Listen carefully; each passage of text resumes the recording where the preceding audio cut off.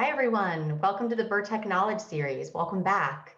We're excited to have you join us once again. Just so you all know, we're recording this and we'll post this on YouTube after it's published and edited, so you can look forward to that. But welcome. We have a real treat for you today. Our webinar is on your brain on exercise.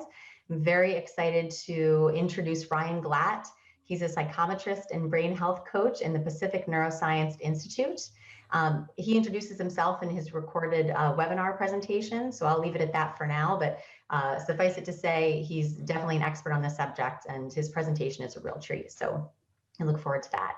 And joining us once again, of course, we're used to Dr. Fernando Santos. He's my partner in crime for this webinar series. He has his PhD in biomechanics and movement sciences and is an accomplished physical therapist who in his own clinic worked with Paralympic athletes and people with balance impairments. He's also a senior applied biomechanist with Bertec. So welcome. Just to remind you all of the housekeeping of the webinar is that this one actually, just like our last presentation a couple weeks ago, goes a little longer. So the presentation itself will take up most of the hour that we have available. So please don't hesitate if you have any curiosity about what Ryan is presenting, please add it to the chat and he can go ahead and answer your questions as we go along. So don't be shy, get the conversation started in chat. It's always more fun that way anyway. And then if there's any question that is missed, we might have a few minutes at the end to host a live Q&A. And if there's anything that is still on the top of your minds after that, we'll just invite him back and have another webinar. So on that note, I'm going to share my screen and start the presentation. So give me just a second to do that. On your brain on exercise. I'm really excited to bring this presentation to all of you today. Let me briefly introduce myself. My name is Ryan Glatt. I have a master's in applied neuroscience. I'm a certified personal trainer. I have a bachelor's in exercise science. I'm also a National Board Health and Wellness certified coach. I'm a brain health coach with training from the Amen Institute, and I'm a functional aging specialist from the Functional Aging Institute. I work at a place called the Pacific Brain Health Center in Santa Monica, California, where we see individuals who want to assess their brain health with and without cognitive and neurological conditions. I'm really excited to bring this presentation to all of you today because as health, fitness, and movement professionals, I believe it's extremely important for us to consider neurological outcomes, especially brain health. Typically, we're very focused on biomechanics, we're focused on pain, we're focused on balance, and all of those things are incredibly important and involve the brain, both directly and indirectly. I think it's incredibly important for us to look at some of the biggest issues our world is facing, including that of the mind and brain. This is the place I work at the Pacific Brain Health Center. I'm currently running a medical fitness practice in a program called the Fit Brain Program, and I work alongside psychiatrists, neuropsychologists, and neurologists to help older adults with and without cognitive and neurological issues improve their quality of life, improve their cognition, and also improve motor outcomes such as balance and gait. For lack of a better phrase, we run a brain gym where we give people cognitive stimulation during exercise to try to enhance their quality of life and their cognition. And we also spend time counseling patients on exercise programs and designing those programs to enhance brain health according to the latest evidence. And so that's some of the research we'll be sharing with you today is what is some of the science behind exercise on the brain and what might constitute a brain healthy exercise program. So certainly cognitive decline is a global epidemic. It's not exclusive to one area of the world. Population size and people living longer certainly plays a significant role in this. And we want to be considering not just Alzheimer's disease, but other forms of dementia, but also Parkinson's disease, multiple sclerosis, stroke, traumatic brain injury, depression, anxiety. If we start adding all those numbers up, we get some very large statistics that are very discouraging and they feel massive. It's because they are. And so we have to start looking at some of the world's biggest issues that are associated with the mind and brain and start to select the interventions that are the most evidence-based that are going to help prevent and manage these conditions. Of course, one of those things has been exercise. We're going to spend the majority of our presentation talking about exercise and what to do about it. Yes, we know exercise is going to be good for the brain, but how can we actually make a program help with public health initiatives, and play that role as a health, movement, and or fitness professional to make those interventions that we believe are going to improve brain health outcomes. So it's one thing to say exercise is good for your brain. It's another thing to have a very specifically designed exercise program to enhance brain health. And certainly these statistics are showing that we need that. By 2050, the global projections for Alzheimer's prevalence will be over 106.2 million people. So this is a huge issue, and we are called to action to see if we can contribute to slowing down cognitive decline and reducing the burden of these conditions. Give me 1 second. Okay, so there's other conditions that affect cognition and brain health. One of those things is medications. Another one of those things could be obesity and metabolic disorders, also cardiovascular conditions, and cancer and chemotherapies. So it's not just neurodegeneration and the risk from things like genetics or environment, but it's also things that the movement and fitness professions have been sort of conditioned to address. This also includes orthopedic and neuromuscular conditions. Pain has been found to affect executive functions, and sarcopenia is intimately intertwined with cognitive function. And so when we look at the body and the brain, these are not separate, they are together. And I know that sounds obvious, but it's really important to know that these two things talk to each other. There's a lot of brain-body, brain-muscle, neuromuscular system crosstalk happening, and therefore anything with the cardiovascular system, the muscular system, and the peripheral nervous system is going to affect the brain and vice versa. By how much, it depends on what we're talking about, but it's important to understand that individuals, especially those that are aging, are quite complex in terms of what types of factors are affecting their brain health. And we have to understand that when we're working with people, they're going to typically have medications. They might have a metabolic or cardiovascular condition. They may have undergone chemotherapy. And so those things will also affect brain health.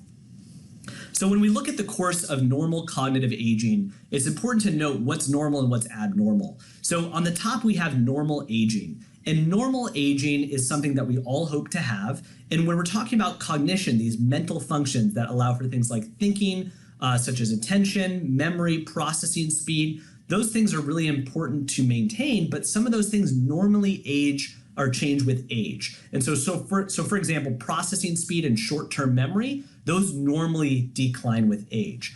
Now, what's abnormal and what's normal? That's an excellent question. And so we want to find out, when should we be concerned about something and when should we be, oh, this is just normal aging. It's kind of a spectrum. Some people are a little bit ignorant towards the cognitive changes that occur with age and may lack good insight. They may have significant memory concerns and may not do anything about it because they think it's normal aging. And others might be very anxious about just forgetting to pay a bill once. And so a good mindset to have is being somewhere in the middle. So there's this preclinical phase of brain aging in which there's silent changes in the brain without any measurable symptoms. And an individual may notice this, but it's not detectable on tests. And it's a stage where the individual knows, but the doctor doesn't. I would say this is most people who don't have a diagnosis of cognitive impairment. It's really important to, for any older adults, 60 or 65 years or older, to get some sort of memory evaluation as part of their normal physicals. I know this is the case in the US, and so most doctors are starting to incorporate at least global screens of cognition to start to assess memory even at a high level. And so it's important to get those tests earlier on because these changes in the brain happen sometimes decades before a noticeable symptom. But if you do notice a symptom, that would be called subjective cognitive decline, where you actually notice that something is changing and it's probably of concern. But it's not so significant that it's not interfering with your day-to-day activities, and therefore you can still move day-to-day, accomplish all the things you need to do, you can still drive. And so some people may not be as motivated to do anything about that. However, there is a condition called mild cognitive impairment, or MCI, and that's a cognitive change significant enough to be of greater concern for the individual or the family member. That could be one or more domains of cognition, such as memory, that's impaired significantly, but we still have preserved activities of daily living. Then, if nothing changes and this trajectory continues, we can develop dementia, which is sort of an umbrella term that encapsulates cognitive impairment severe enough to interfere with everyday abilities. And there can be moderate, mild, moderate, moderately severe to severe stages of dementia, and we want to be sure to prevent dementia, and if we do have dementia, manage it. There's also many different types of dementia, Alzheimer's disease being the most common type, but then we have frontotemporal dementia, vascular dementia, Lewy body dementia, and there's mixed dementias. And so there's a lot of different types of dementias and cognitive impairments that we can have, but I think we'd all agree the goal is to prevent that from happening, both with the statistics that we saw globally that are going to be projected with Alzheimer's disease, but also with these curves. So we're looking for things that we can do earlier in life to modify this curve and modify this trajectory as much as we can.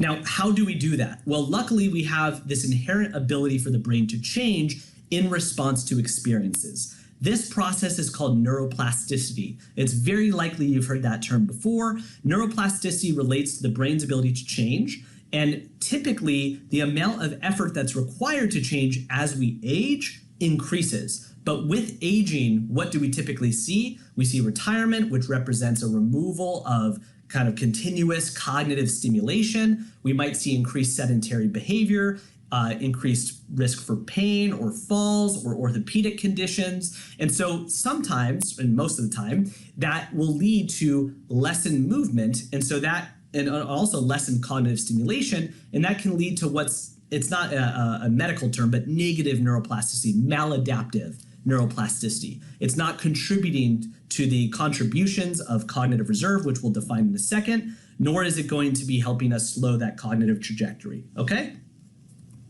So let's look at the different things that affect cognitive reserve. What is cognitive reserve? Cognitive reserve is a mental gas tank. And the bigger this gas tank, the higher and the broader our trajectory goes for, and the less steep that trajectory is. So with cognitive reserve, we want to contribute to it as much as possible so we can increase the capacity of that gas tank so that hopefully we can live longer and improve our cognition and therefore improve our quality of life and activities of daily living. So there's modifiable health factors, and modifiable health factors includes exercise, it includes sleep, it includes stress management, it includes more basic things like blood pressure regulation, fall prevention. There's all sorts of modifiable health factors that we would consider, okay?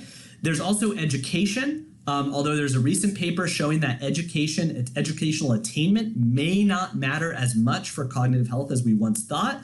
We still think it's important to seek higher education, but more research is needed. And certainly we have a lot of patients with cognitive impairments here that have PhDs, that are doctors, that are researchers. So just because you have a high level of education does not necessarily mean you are in the clear. And also we have social support. That's something that I think with quarantine, we found ourselves lacking, and maybe our clients and patients lacking. And so that does have an effect on mental and cognitive health. And perhaps we and in our circles have noticed that. Also, positive affect goes hand in hand with that. Having good mood states, mitigating depression and anxiety and levels of stress, and also stimulating activities and novel experiences. When we define neuroplasticity, when we're talking about certain types of experiences that modify neuroplasticity, they may include stimulating activities and novelty, and that typically goes hand in hand with complexity. Finally, we have cognitive stimulation or cognitive training, and that's important as well for stimulating cognition directly in a multitude of ways. And if we have all these things, we would imagine that it contributes to physiological health, is facilitative of neuroplasticity, contributes to morphological changes in the brain, both in structure and in function, and therefore improves cognitive reserve. And so if we were to consider exercise, which seems to be only one subgroup in the upper left category of modifiable health factors, we would say, okay, what might make exercise a greater dosage of medication for the brain? If exercise truly is medicine, including that for brain health, what might we want to consider adding in terms of ingredients if we wanted to enhance cognitive reserve as much as possible? Well, if our exercise had social support built into it, we didn't just look for sets and reps and duration, but social support. If it facilitated good mood states or positive mood, if we incorporated stimulating activities and novel experiences, and also if we included cognitive demands into our exercise programs, that theoretically, and what early research is showing, likely would contribute to greater improvement in both cognitive and motor outcomes as a result of exercise interventions. So this is showing us that the higher our cognitive reserve, the longer we can avoid neuropathologies such as dementia. So it behooves us to increase that cognitive reserve as much as possible. And it's not just about exercise, as you saw, it's about a whole plethora of things associated with lifestyle, environment, and behavior. So let's talk about aging. And we've talked about this in the sense of these trajectories and curves, but let's talk about an area of the brain that gets discussed a lot when discussing the aging process, especially in regards to memory. So this area of the brain called the hippocampus, it's deep inside the temporal lobes next to the amygdala. It's got this seahorse shape, and its decline in structure and function has been related to age-related memory issues.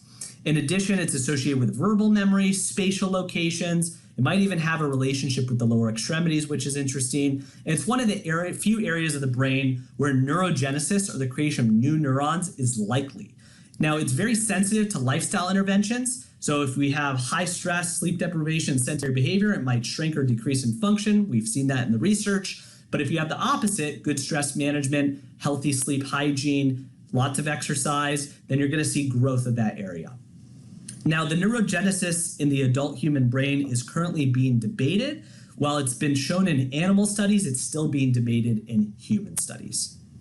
So let's talk about some of the micro level changes that might occur that cause this hippocampus to age. And so in the upper left, we might see neuroinflammation, which is inflammation in the brain, which can lead to a reduction in trophic support, which is essentially not supporting the processes that tell the brain to grow and maintain health and function. That can lead to oxidative damage in the mitochondria. That can lead to cellular senescence and even protein aggregation with things like amyloid plaques, which is one of the hallmarks of Alzheimer's disease, to aggregate and deposit in the brain.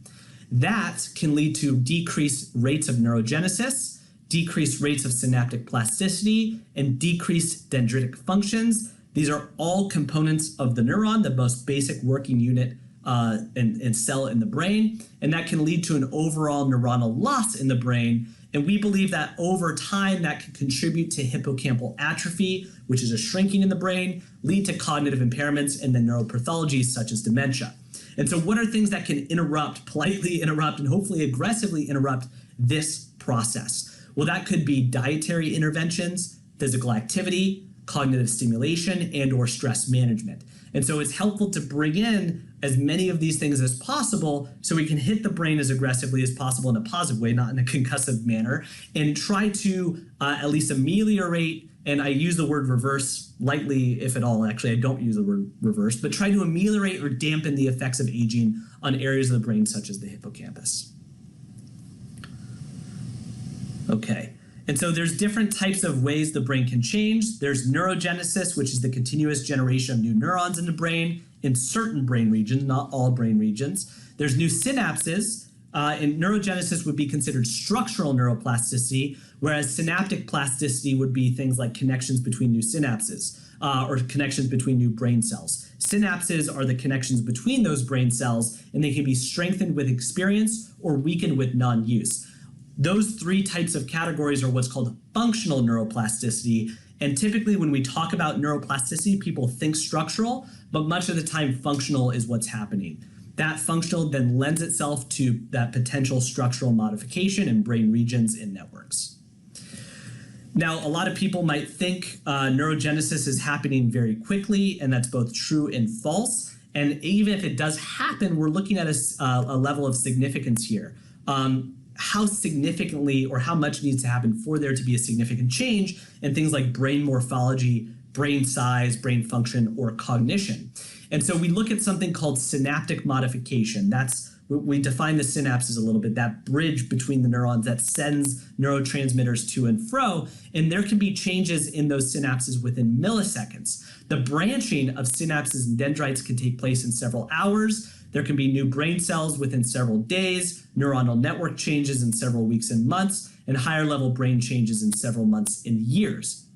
And so we want to be looking at the long term. So there's many people talking about how quickly they can change the brain. And that may be true from a functional perspective, but how much that actually lends to structural modification and significant modification in behavior, we're looking at more goals associated with months and years. So in my mind, this is a long-term goal.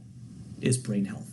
And so when we're looking at the normal adult human brain, this kind of summarize those cognitive reserve hypotheses is that with a maladaptive factors like poor lifestyle that can lead to accelerated decline and then eventually cognitive decline, but with positively adaptive factors or adaptive factors like exercise, therapeutic factors like nutrition and cognitive training, we can go to healthy aging. Now, this isn't saying that just through food you can reverse cognitive decline, like the image might suggest. What we are saying is that we want to have as many adaptive factors as possible within the aging process. But if there is cognitive decline, it's certainly worth a shot taking as many different interventions such as nutrition, lifestyle, stress management, and sleep hygiene as you can to see if we can ameliorate or regain some of those functions.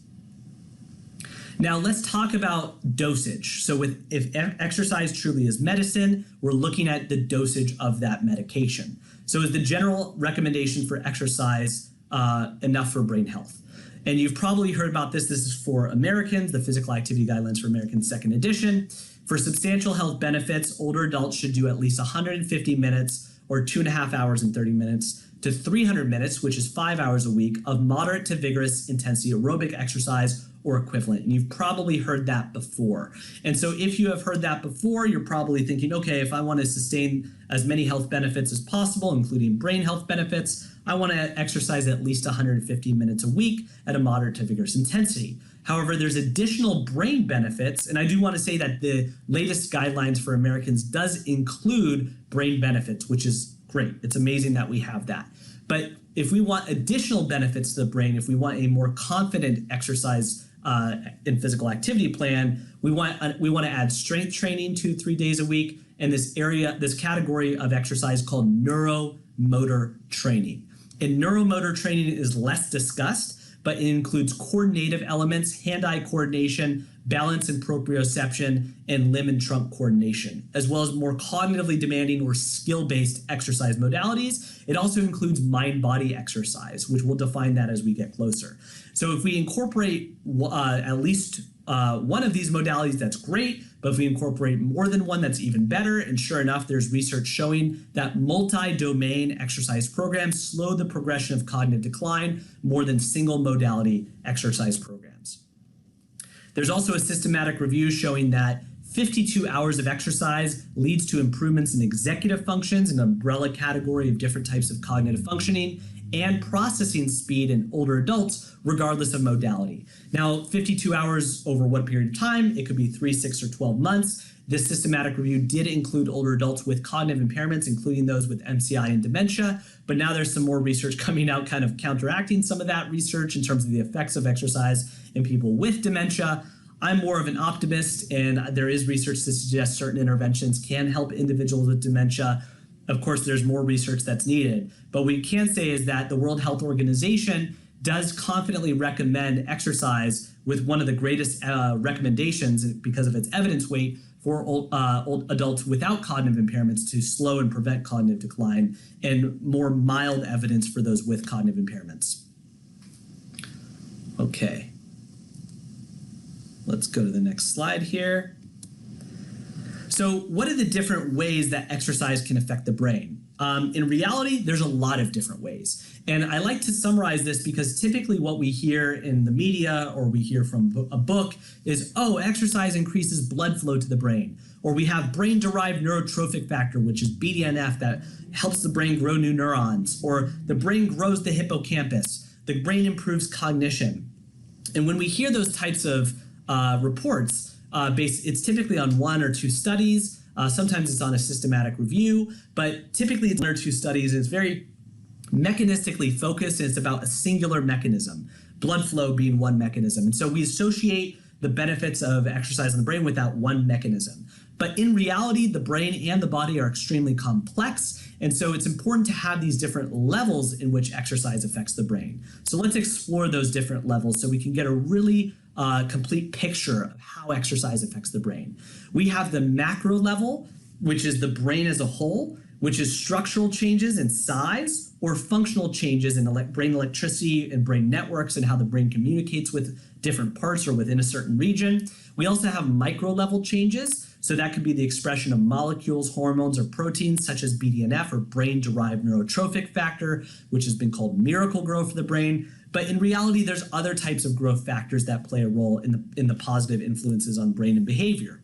Then we have at the micro level neuronal changes and synaptic changes. And so those are all at the micro level because they require a microscope or a dissection in which to see them. But you also can have blood extracted and look at blood plasma. You can look at urine. There's all sorts of ways of doing this without actually, cutting someone's brain open and looking at it under a microscope. In animal studies, that's typically how it's done. In human studies, we can't do that. And so we have to use things like growth factors and neuroimaging in order to confirm and study these things. Now, at the behavioral level, it's kind of the level that we actually see and feel. We have improvements in mood and cognition. And so cognition could include things like memory, attention, processing speed, verbal memory, spatial navigation, and mood. We know what mood is. We can prevent and manage mood states such as depression, anxiety, and stress. And then physical activity itself is a behavior, and there's research showing the more you exercise, the more it acutely or short-term improves cognition and mood, therefore increasing the chances that you're likely to exercise more. So speaking of short-term effects of exercise, there was a 2017 study called The Effects of Acute Exercise on Mood, Cognition, and Neurophysiology. And so this is showing a time course at the top, and it's showing different effects at the bottom. And so this time course is how the acute, let's say we just did a 30-minute exercise session or bout of exercise or rehab. And let's say that included some aerobic stimulus, but could also include resistance training or neuromotor exercise. And let's say at the end of 15 minutes, we have up to 15 minutes rather, we have this prefrontal cortex activation. This prefrontal cortex is responsible for executive functioning. That includes impulse control, cognitive flexibility, short-term or working memory, organization and planning, and all sorts of other functions. So for up to 15 minutes, we have this increased activation of the prefrontal cortex because while we're exercising, this blood flow goes away from that area and then it rushes back in for up to 15 minutes. Up to 30 minutes, we have increases in GABA, lactate, glutamate, as well as brain waves like delta, theta, alpha, and beta brain waves. Up to 60 minutes, we have an increased release of norepinephrine. We also have an increased release of BDNF or brain-derived neurotrophic factor. For up to 2 hours post-exercise, we have improvements in cognitive functioning within the prefrontal cortex and increases in dopamine, cortisol, and serotonin. You may have heard of these neurotransmitters and neurochemicals. And then for up to 3 hours, we have these positive effects on stress reduction. And then for up to 24 hours, we have improvements in mood states, such as decreased negative mood and increased positive mood, as obvious as that sounds. And so this is important to know because we want to know that right after an exercise session, maybe within 2 hours, we should plan something cognitively demanding, such as a meeting or maybe a work day or something else that requires your cognitive engagement. And we know that if we're going through stressful times or negative mood states, that we can exercise and at least in the short term, get that boost in positive mood. Also, we have different types of growth factors that we've talked about. And so if we look at lactate, we're usually thinking about lactate and the role of lactic acid. This is different. Lactate is a byproduct that's produced by the muscles, and it can cross the blood-brain barrier and actually be a precursor to other growth factors such as brain-derived neurotrophic factor, and that can contribute to neuroprotection, neurogenesis, and synaptogenesis. If we look at the picture in the middle, this is a neurovascular unit. And the neurovascular unit has the blood vessel and the neuron and the different components of the neuron. So it's not just about BDNF, there's other growth factors like NGF or nerve growth factor, and that can lead to growth, maintenance, and proliferation of the neuron. And then we have vasculoendothelial growth factor or VEGF, and that can lead to angiogenesis or the creation of new blood vessels, and it can lead to neurogenesis because the new blood vessels are helping to deliver more blood flow, more oxygen, and more nutrients to these growing neurons, or at least helping them survive. And then we have insulin-like growth factor, which is released and helps with cell survival, neurogenesis, and neuroprotection. And so all of these growth factors are released with exercise. And what more research is starting to show is that different types of exercise modify the different levels and emphasis on which growth factors are released and when. And so That's why we're going to talk about different types of exercise incorporated into an exercise plan so that we can make sure we get kind of a buffet effect of these different growth factors. And they all relate to each other. I mentioned angiogenesis earlier, especially in the context of aerobic stimulus, but also in the context of cognitive demands in which blood flow is being pushed to the brain because of the metabolic demands. Angiogenesis is the formation of new blood vessels, and this can still occur in late adulthood, as can neurogenesis and neuroplasticity. So how do we get neurogenesis? Well, or angiogenesis, we need the stimulus, which could be exercise. That increases cerebral blood flow, or CBF. That leads to healthy angiogenesis, which could be capillary density. It's responsive to metabolic demand and improves the connectivity of these vascular networks. And as we saw in an earlier slide, it can facilitate neurogenesis, be neuroprotective, be synergistic to learning and memory, and promote different growth factors. So this is a complex slide, but it's helping kind of bring together all of the short-term and long-term micro-level and macro-level benefits and behavioral benefits that come from physical activity and exercise. So if we look at the top, we have increased mechanical stress on blood vessel walls if we're talking about cardiovascular. Otherwise, we're talking about more neuromuscular demands. There is this short-term hypoxemia where we're not creating enough oxygen delivery, but then it rushes back in afterwards. And so some of the short-term effects are increased blood-brain barrier permeability, serum BDNF, serum VEGF. It's called serum because we extract it from the blood, at least in humans. Neuronal IGF-1 uptake in the hippocampus, an increased expression of VEGF, or vasculoendothelial growth factor. Those short-term benefits are transient. They come and go, as we saw with a couple previous slides, and that leads to cumulative contributions in brain plasticity. We'll come back to that slide. If we look at the long-term effects, the upper right-hand corner under cardiovascular fitness, when we increase cardiovascular fitness within 10 days to 3 months, we have increases in angiogenesis. Within 3 to 12 months, we can see improvements in VO2 max. In 6 to 10 months, or probably sooner than that as well, in some studies, we see lessened central nervous system neuroinflammation.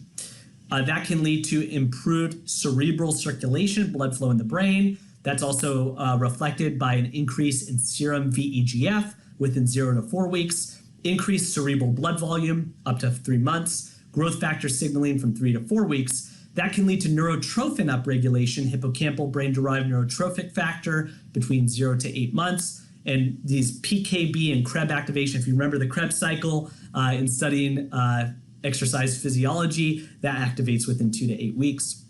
And then, of course, brain plasticity, increases in neurogenesis, 0 to 8 months, increases in hippocampal volume with as little as 8 weeks, but usually about 12 weeks. And then gray and white matter preservation takes up to 6 months to have some of that. And then if we have those transient levels, those are those cumulative contributions over time that contribute to this. So kind of like the SAID principle, specific adaptation on imposed demand. That can lead to structural and functional changes in the brain. And then if we have domain-specific cognitive demands on top of that during our exercise, we're going to see cognitive benefits.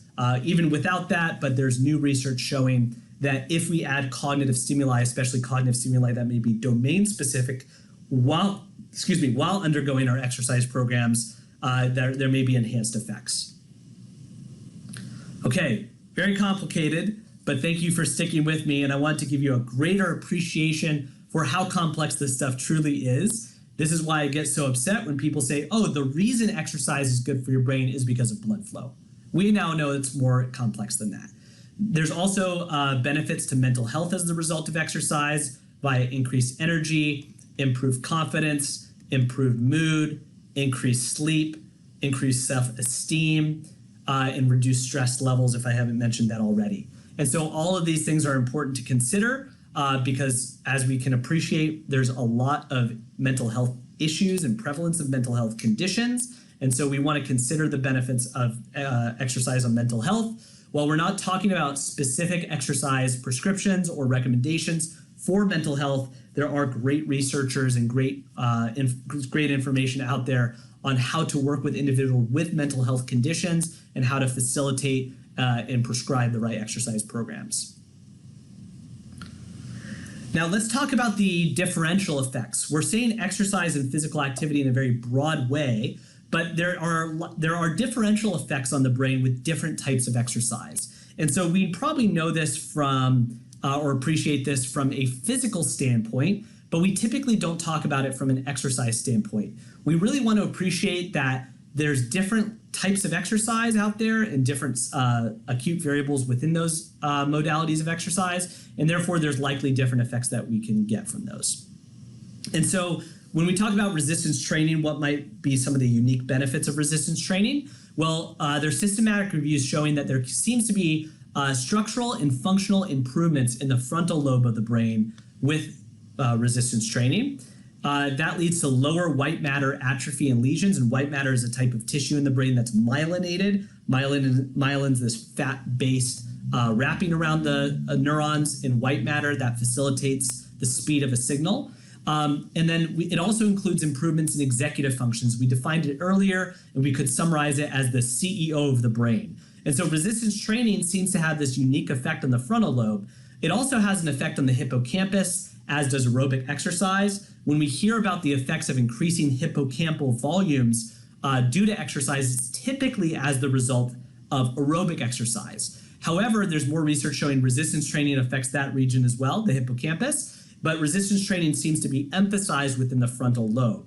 That might have to do with the motor planning and motor execution aspects or the neuromuscular influences. We really don't know why yet. But some researchers are presenting resistance training as more cognitively demanding. You have to think about it. There's different steps. It's almost like there's choreography to resistance training combined with this simultaneous neuromuscular effort. Now, it doesn't mean that other types of exercise don't affect the structure and function of the frontal lobe. They definitely do. Aerobic exercise also affects the structure and function of the frontal lobe, as does neuromotor exercise, as we'll define earlier. But the emphasis seems to be turned up a little bit with this region when it comes to resistance training. Okay, and let's look at neuromotor fitness, and to be a little bit more simplistic, we'll call it motor fitness. And so neuromotor fitness or motor fitness seems to address the basal ganglia and the cerebellum. The cerebellum is shown here, and the basal ganglia and the cerebellum have a role in coordination, skill learning.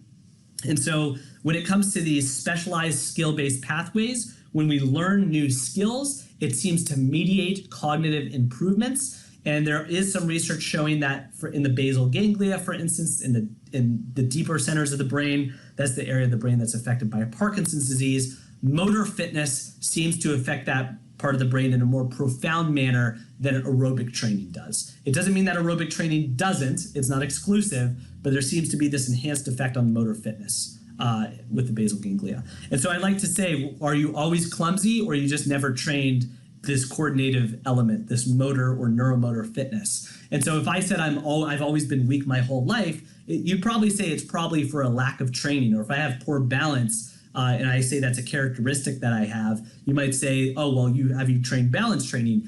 And for people that are clumsy or uncoordinated, we usually just accept it as sort of this characteristic, but it's really a lack, it's a maladaptive adaptation, in my opinion. And so if we incorporate more neuromotor fitness, sports, dance, martial arts, coordinative demands, skill-based demands, cognitive demands into our exercise and physical activity programs, I would hope that we see less global clumsiness, if that's the thing. As someone who has always considered myself a clumsy person, I now recognize this to be trainable. So as we learn new skills, it's always going to be a little bit more awkward, a little bit more frustrating. But Fitz and Posner put forth this model of motor learning. And so this cognitive stage has higher cognitive demands, and that will usually make it a little bit more frustrating, a little bit more awkward, and not as fluid. But as it gets more fluid with practice and experience, the cognitive demands lessen as we go into the associative stage, and they also lessen as we go into the autonomous stage. And so certainly at the autonomous stage, that's the least cognitive demand. And so we have this societal obsession with mastery. If I participate in a sport or some sort of dance class or resistance training program, I'm looking for mastery. And that's good because it has this element of progressive overload. But if we wanted cognitive demands, we actually might look for more novelty. Unfortunately, people tend to avoid awkwardness and clumsiness, and no one wants to look like a failure. Everybody wants to be very impressive. But if we're looking for greater cognitive demands in our exercise and physical activity programs, as we saw that may be a positive contributor to cognitive reserve, then we might want to incorporate more novelty and bring things back to that cognitive stage every few weeks or months. And so when we've mastered things, the cognitive demands are less. And so one of my pet peeves is hearing from patients at the center here that, oh, I've been doing this routine that I learned from a physical therapist or a personal trainer 10 years ago. And I say, well, this person's at risk and has cognitive impairments, and they've been doing the same thing. There's no novelty, therefore there's limited cognitive demand. So I start to think, what would happen every 3 months if this was modified to have some novelty and progressive overload and cognitive demand? And so why would we consider adding cognitive demands to our movements? Why would we consider adding cognitive demands to our exercise programs? Well, according to the researchers, Dr. David Reichlin and his team and Dr. Gene Alexander, they came up with this concept of the adaptive capacity model, which is one of my favorite models. And it's an evolutionary neuroscience model linking cognition, exercise, and brain health together. And it kind of posits that as we were evolving and we need to hunt in order to eat, in order to survive, we needed to use those executive functions, that CEO of the brain, to problem solve and be flexible and make decisions and planning while we hunt, for instance, and foraged. We also perceived information through our sensory and attention systems. We had to use our spatial memory and navigation systems, and we had to use our motor control and learning, and we had to go from slower speeds to faster speeds. So we can see that there's motor demands, there's cognitive demands, there's novelty, there's stimulation of experience, there's novelty in environment, there's memory and navigation of the environment, and there's everything from slower speeds to faster speeds. And so when people say what's the best type of exercise for your brain, well, there's a variety of things. It's not just high intensity interval training. It's not just Tai Chi. It's not just walking. It's not just resistance training. It's not just a sport, dance, martial art, or dual tasks. All of them have unique value because they all likely played roles in our evolution. And so this model sort of posits that as we consume more protein from hunting animals or plants from foraging, and as we navigated new environments, our brains and bodies had to work harder together. But what have we done? We've separated our cognitive and physical demands. We have academia over here, and we have the gym over here. And while you're at the gym, let's simplify it as much as possible. Put you on the treadmill, give you a machine in which you don't have to think. Yes, you can watch the news, you can space out, you can do whatever you like, and you're not going to be cognitively engaged. It's not to say those things are not valuable, but it's just to say there's probably an opportunity to also add cognitive demands with certain activities that have those cognitive elements embedded. And so this is going to show you the difference between what we constitute as physical training, which the movement, therapy, and fitness professions are familiar with, which includes aerobics and strength training. That would constitute physical training. And then we have motor training, which could include flexibility, balance, coordination, and cognitive demands. Now, an example of physical training from an aerobics perspective might be swimming or running. Strength training, we know. And then motor training could be Tai Chi, but it could also be yoga.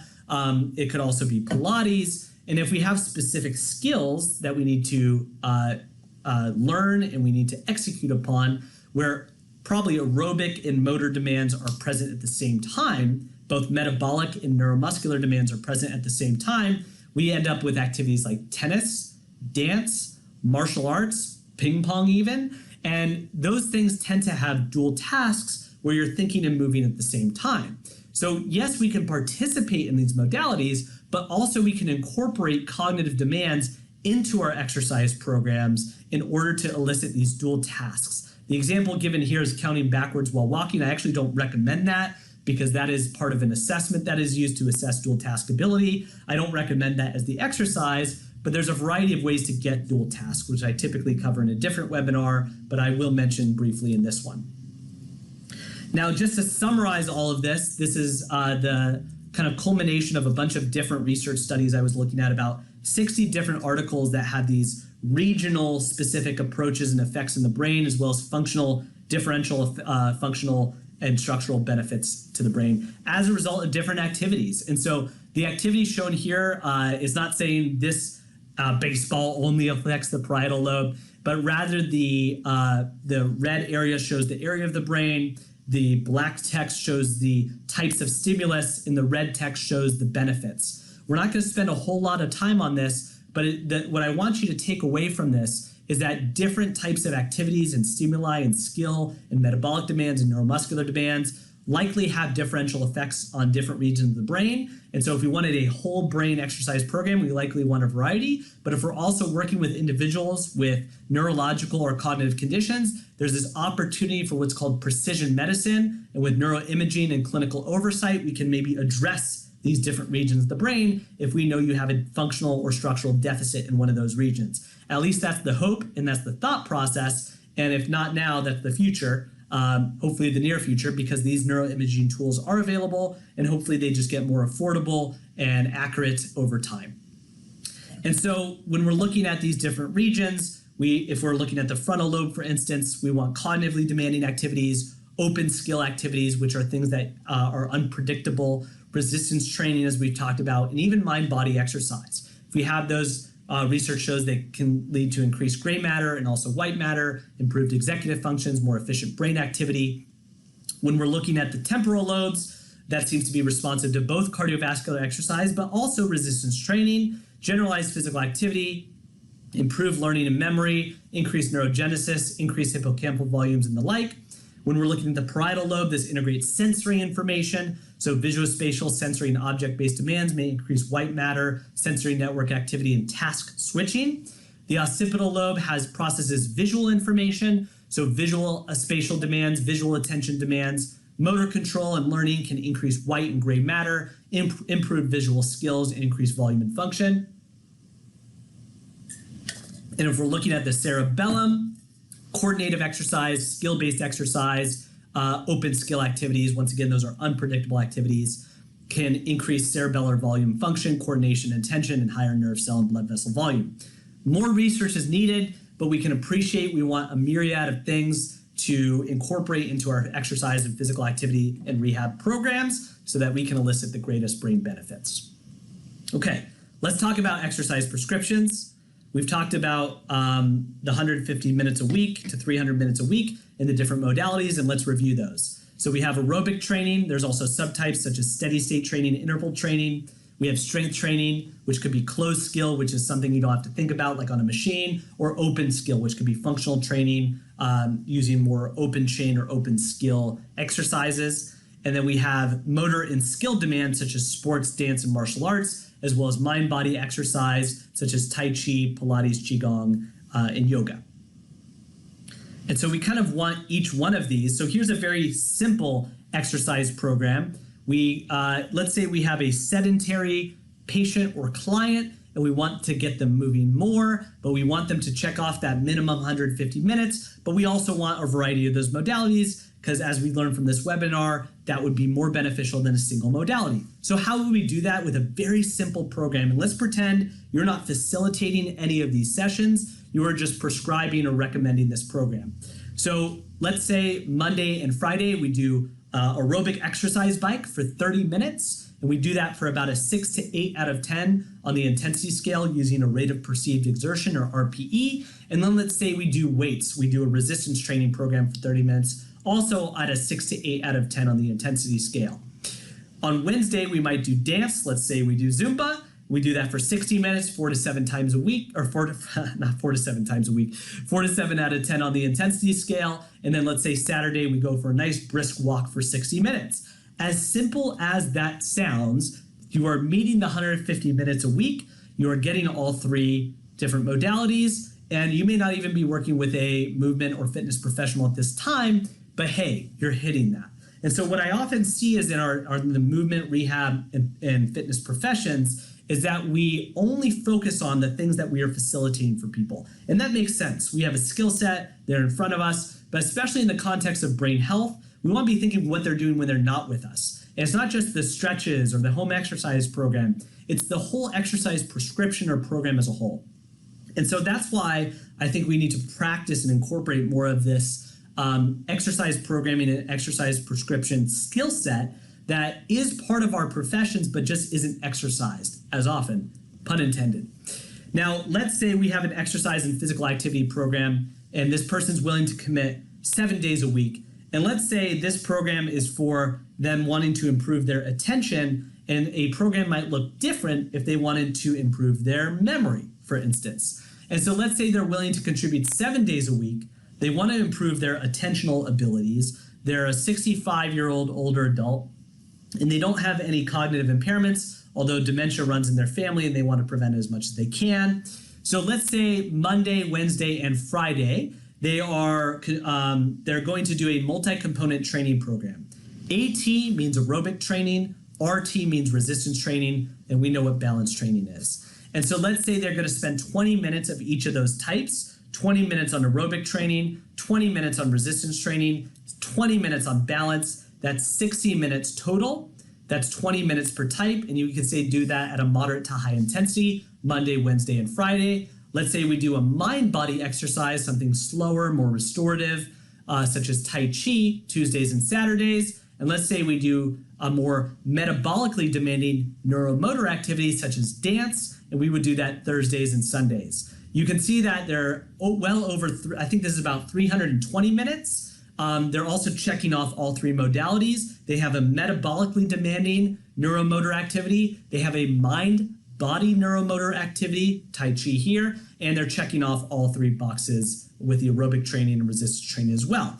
Now we could say let's remove Tai Chi and increase the presence of resistance training. That's a dedicated 30 to 60 minute session. We could say the dance is the aerobic exercise. So we could say the resistance training is the aerobic exercise because we set it up in a circuit manner. We do high intensity aerobic training, high intensity interval training, high intensity gait training, whatever that may be. So there's all sorts of ways to get creative, but this is more of an advanced involved program. And if you were doing this, you'd be well over the 300 minutes, but you'd also be hitting off all those different modalities. So there's also these acute variables, and it's not just the modality of exercise, the frequency of exercise, how often you're doing it, the duration of the exercise, how long it is, and the intensity, but there's also what I call these softer acute variables of exercise. And that can include skill. Is there a skill demand? And not just is there a skill, how novel is that skill? So with intensity, we're usually thinking 1 to 10, rate of perceived exertion. But is there a skill that's being taught?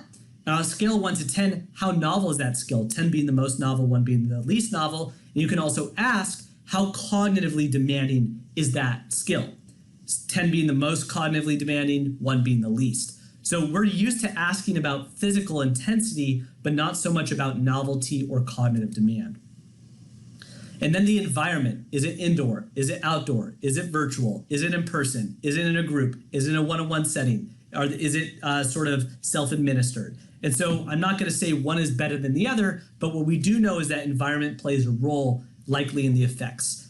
Technology can both have a role here. I'm very interested in things like virtual reality exercise that provides these simultaneous cognitive benefits with things like music, especially in the context of quarantine. But then we're also interested in what happens in a social context and what happens when we're in a social context with music, and it's this experience. Does that have a differential benefit?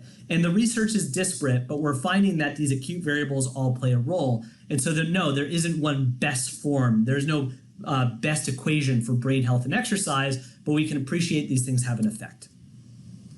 Bringing us back to the higher level perspective on cognitive reserve, we know that lifestyle factors influence brain health and cognition, and there's different ones. Exercise, we've really spent a lot of time talking about. We also have diet. We also have sleep. We also have cognitive demands and cognitive stimulation, stress management, the management of medications, the management of comorbidities and the diagnosis thereof. And we also have social support and positive mood states.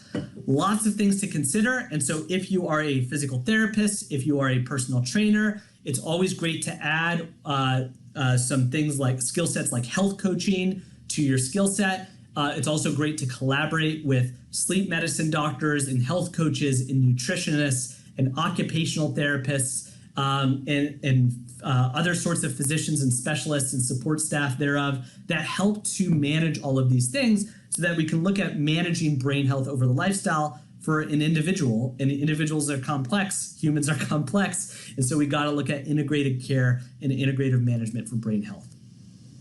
So how do you start incorporating a brain health program? All of this information is very good, but how do you start to actually incorporate this into your practice? Well, first you need to seek out education, and I have a solution for that I'll give you at the end of this presentation. You want to start to build relationships with allied medical professionals. You want to look at selecting products or technologies that maybe help you with this, whether that's products or technologies that deliver cognitive demands, things that help you with health coaching, cognitive assessment tools. And then you want to identify services.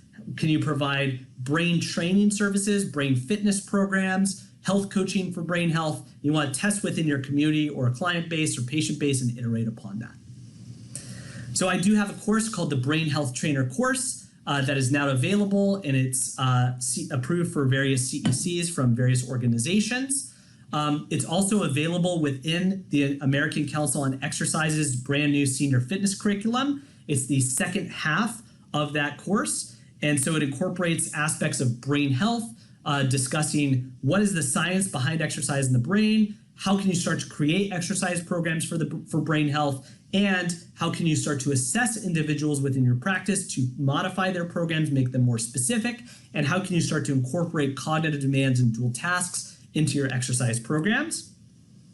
And so if you want to learn more, there's several places you can go. You can go to brainhealthtrainer.com and use the code XPRO200 for $200 off that course. You can also follow me at glatt.brainhealth if you want to look at my socials. And going back to this, if you want to go to ACE's website and look at their new senior fitness specialist, you may do that as well.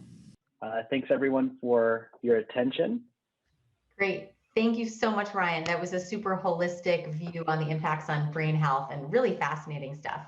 I think so many of us can relate or know people who are experiencing mental decline. So I hope that was interesting for you all. And also your comments in the chat and your answers to those questions were very thoughtful. So we'll find a way to share that. I'm going to leave my contact information up here just in case some people might need it up a little bit longer. That's great. I'm very aware that you have a hard stop, Ryan, but is there anything you wanted to say to expand on any of the questions that you saw and responded to in the chat? It's a hard-ish stop. It's, I would say everyone asked amazing questions. Certainly when it comes to sort of exercise prescription or exercise plan development, there's a lot of nuances. And so this stuff sounds great in theory, but when we start to try to apply it, there's all these things we have to consider with individual preferences, scope of practice, the amount of time we have with individuals. So this is a complex topic in service or services to integrate into any sort of practice. But certainly, as we're seeing, this is going to be and is being demanded from people, especially the aging population. So I look forward to providing more information via Bertec and collaborating with Bertec in the future, and appreciate everyone's time and attention for this topic. Certainly. If anyone else has more questions, we have about 60 more seconds and we're happy to answer any of those for you. If not, I'll start sharing the lineup that's coming up, and you have another couple, like a minute to put some questions in the chat if you think of any. So next week, we're going to welcome back Dr. Charles Shearer. He's going to be discussing VOR from an eye doctor's perspective. So a lot about eye movement will be included in that.